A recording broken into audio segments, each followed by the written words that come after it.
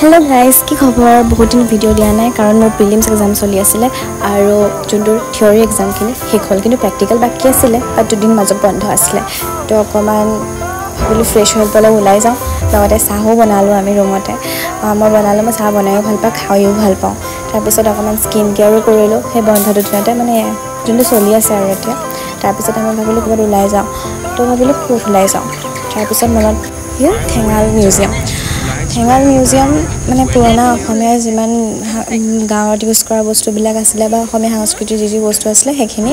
আছিলে তাত মিউজিয়ামৰ ভিতৰত ফটোগ্ৰাফি কৰিব নিদিয়ে বা ভিডিঅ'গ্ৰাফি কৰিব নিদিয়ে তো বাহিৰতে আৰু লগতে তাত গেমিং জোন 70 থিয়েটাৰ সব আছিলে তো আমি সকলোখিনি অলমোষ্ট ট্ৰাই কৰিলোঁ এয়া আমি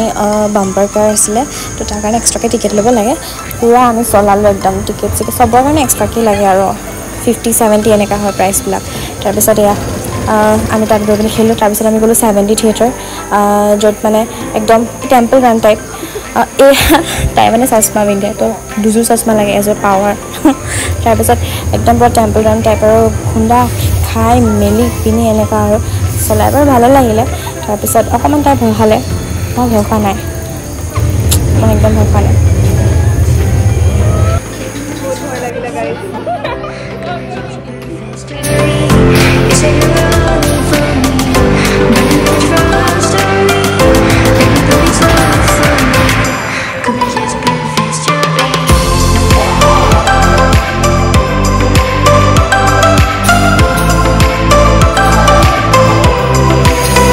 তাৰপিছত আমি ভাবিলোঁ আমাৰ জীৱনটো অলৰেডি ভয়ংকৰ হৈ আছিলে তো ভয় নাখাওঁ চাওঁগৈ কিমান মানে ৰেজিষ্টেঞ্চ হৈ গ'লো আমি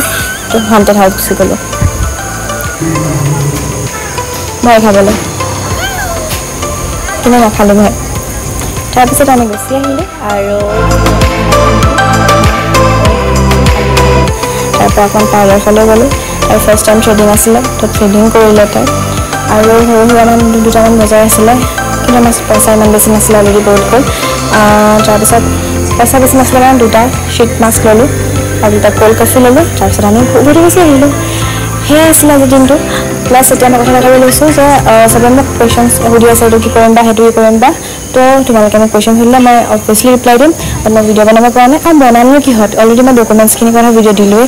আৰু যি লাগে সেইখিনি কাটঅফৰ কাৰণে দিলোঁ এক্সপেক্টেড